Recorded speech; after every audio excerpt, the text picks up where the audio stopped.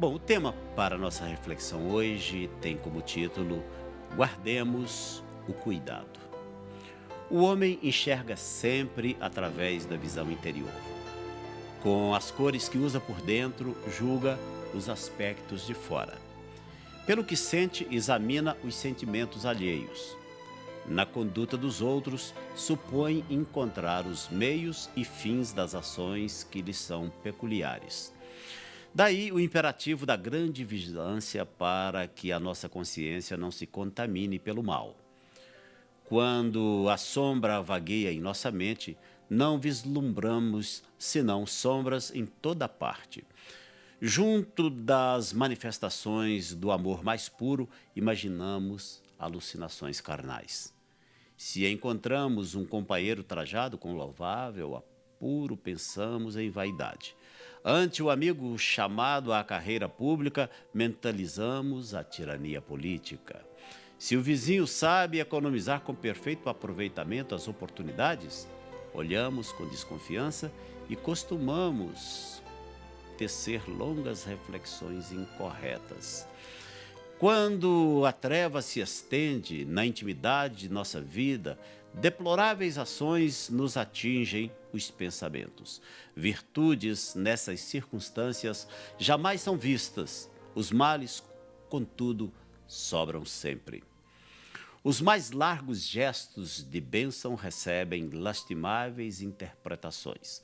Guardemos cuidado toda vez que formos visitados pela inveja, pelo ciúme, pela suspeita ou pela maledicência. Casos complicados existem, nos quais o silêncio é o remédio bendito e eficaz, porque, sem dúvida, cada pessoa observa o caminho segundo a visão clara ou escura de que dispõe. Eu imagino que, enquanto eu li aqui esse texto, você deve, em algum momento dele, ter se visto como ator ou como vítima de alguns atores dessas situações que foram aqui colocadas, não é verdade? O fato é que nós vivemos assim um momento tão complicado nos nossos relacionamentos, e relacionamentos pessoais, interpessoais, que muitas vezes até uma atitude de bondade pode levantar suspeita. Eu falo isso assim com muita tranquilidade e diria até de cátedra, porque na função que eu exerço hoje, por exemplo, na vida pública, eu já vivi experiência assim. Eu me lembro de uma época em que eu quis destinar um recurso, que é um recurso legal, liberado pelo próprio governo para uma entidade filantrópica, uma entidade reconhecidamente legalizada, documentada para receber esse recurso. E eu me lembro que eles precisavam lá de um determinado bem muito importante, não me lembro exatamente o que agora, e eu me dispus então a canalizar o recurso para lá. Só para você entender, funciona assim: o governo tem lá um recurso e nós, né, no exercício da vida parlamentar, para aqueles que não sabem, né, da minha atividade parlamentar como deputado, nós então escolhemos as entidades que nós queremos abençoar e canalizamos para lá esses recursos. E eu achei tão estranho, porque a pessoa não percebeu o que eu percebi, que ela, de certa forma, estava mandando pessoas lá para me sondar. Quando eu disse que ia destinar o recurso para lá, eu recebi inesperadamente a visita de duas pessoas que vieram para saber como é que era aquilo, tal, e fazendo perguntas assim, sabe? Dando uma volta por aqui, uma volta por ali, mas eu entendi perfeitamente que, na verdade, elas estavam indo lá era para ver, ou talvez querendo confirmar, que o que eu estava fazendo, ao invés de bom, era mal, era ruim. É tão terrível isso, né? Porque lá no fundo do seu coração a sua intenção é boa, você quer realmente abençoar, é fazer o bem, e no entanto, às vezes, as pessoas estão vivendo num meio onde elas estão cercadas de pessoas de índoles tão terríveis, tão más, que quando alguém quer fazer alguma coisa de boa para elas, até naquilo de bom que se quer fazer para elas, ou por elas, ou pela entidade do caso em questão, a impressão que se tem, e essas pessoas pensam assim, é de que alguma coisa de errada tem ali. E isso é triste, né? Mas mesmo entendendo e mesmo percebendo, porque eu não sou nenhuma criança, não é? Eu tenho discernimento, mesmo entendendo que elas tenham ido lá com aquela intenção, né? Que eu considero até uma intenção impura, né? Da parte delas, elas poderiam simplesmente dizer, olha, não, muito obrigado, nós não vamos precisar, tal, mas ir lá com essa desconfiança, sabe? Quando eu queria, no mínimo, e o mínimo que queria era abençoá-los, sabe? Eu, embora tenha ficado triste, não deixei de destinar o recurso para eles. Foi e abençoou e tem abençoado eles até hoje, porque o bem, eu sei, ele existe até hoje lá naquela instituição. Bom, mas voltando aqui, muitas vezes você quer fazer alguma coisa de bom e, de repente, o que você levanta do outro lado é suspeita. Vamos dar um exemplo clássico aqui, por exemplo, na questão familiar. Vamos falar da relação conjugal, por exemplo. Às vezes o marido ele não tem muita aquela coisa, aquele hábito de levar uma flor para a esposa. Mas aí, em um determinado momento, ele fala, gente, hoje eu vou levar uma flor para minha esposa. Mas aquilo não é hábito, não é uma coisa do dia a dia dele. Aí, muito bem, ele passa numa flora com todo carinho, escolhe lá a flor do gosto dele, imagina que vai agradar a esposa, e chega em casa, né, com aquelas flores, inclusive, trazidas aqui nas costas para surpreender. Quando ela abre a porta, ele abre um sorriso e diz, trouxe para você. E aí ele espera o que dela? Que ela vai dar aquele sorriso largo, que ela vai abrir os braços, vai dar um abraço gostoso nele, vai dizer que o ama. Mas qual é a surpresa quando ele estica aquelas flores e disse, trouxe para você. E ela vira para ele assim, o que é que você fez? O que você fez de errado que pesou a sua consciência de tal forma que agora você está até me trazendo flores?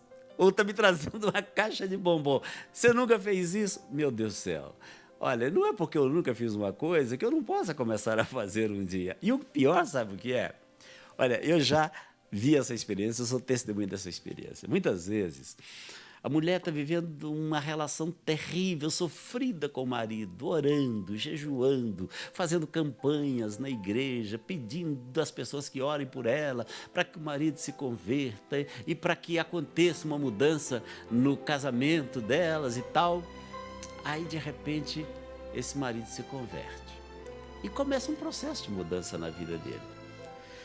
Ao começar esse processo de mudança na vida dele, é claro que essa mudança vai trazer também uma mudança nos hábitos dele. Por exemplo, se ele chegava tarde, ele vai passar a chegar mais cedo. Se ele não era muito de falar dos sentimentos dele, de repente, ele passou a ser uma pessoa mais sentimental. E quando ele está no formatozinho que ela queria, do jeito que ela queria, do jeito que ela pediu a Deus, aí vem a situação da desconfiança dela. Só porque ele mudou, e mudou para melhor, não mudou para pior, não. Isso às vezes acontece demais na vida das pessoas.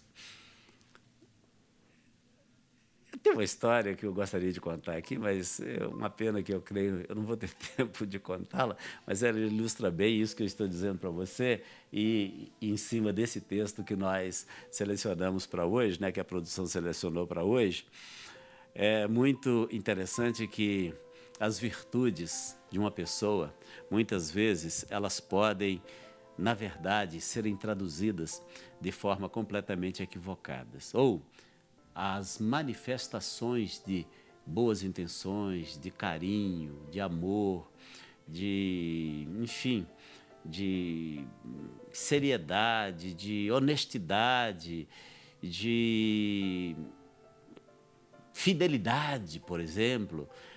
Muitas vezes essas coisas são interpretadas de forma errada por muitas pessoas. E isso em todas as áreas. Eu foquei aqui um pouco na questão do relacionamento conjugal, mas isso, na verdade, é em todas as áreas, sabe?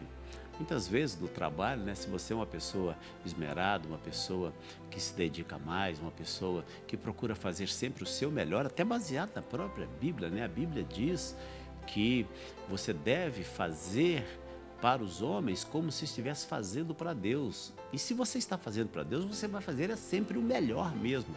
Mas, lamentavelmente, muitas pessoas, quando se aplicam, quando de alguma forma buscam fazer com esmero aquilo que é confiado a elas fazer, aí de repente se levantam pessoas do lado, mas o que é isso que você está fazendo? Você está muito puxa, que não deve fazer assim, você vai até avacalhar a gente, porque daqui a pouco vão começar a cobrar da gente também que faça como você.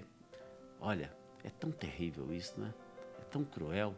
Quando as pessoas querem balizar a vida delas, usando como referência a nossa vida, mas às vezes torcendo para que essa referência seja a pior possível, para que elas também possam continuar fazendo da pior maneira possível, quando na verdade você pode e será uma bela referência para aqueles que estão à sua volta, sem se preocupar com esses comentários às vezes maldosos, né, de que você é Caxias, de que você está, sabe, fazendo além daquilo que é pago para fazer, ou além daquilo que é exigido fazer. Olha, você pode ter certeza de uma coisa, todas as pessoas que se comportam assim, todas as pessoas que são dedicadas, que são, sabe, esmeradas naquilo que faz, ou naquilo que fazem, você pode ter certeza, essas pessoas vão crescer na vida, essas pessoas vão subir na vida. E se você não der ouvido a esse tipo de pessoa, que vê tudo com desconfiança, que vê maldade em tudo, que vê, sabe, pecado em tudo. Tem gente que é assim, tem gente que vê pecado em tudo. Olha, não dê ouvido a essas pessoas. Procure sempre fazer o seu melhor em todas as áreas da sua vida. Como pai, procure ser o melhor pai. Como marido, procure ser o melhor marido. Como mãe, a melhor mãe. Como esposa, a melhor esposa. Como empregado, o melhor empregado. Como patrão, o melhor patrão. Como diácono, o melhor diácono. Como pastor, o melhor pastor. Como ovelha, a melhor ovelha. Procure sempre ser o melhor em tudo na sua vida. Amém? Vamos falar com Deus agora?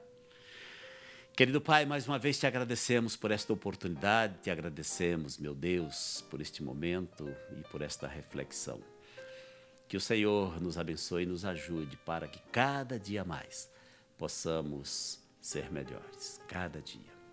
Que hoje possamos ser melhores que ontem e que amanhã possamos ser melhores que hoje. E que assim seja a nossa vida e a nossa caminhada aqui nessa terra, no nome de Jesus. Amém. Amém e amém.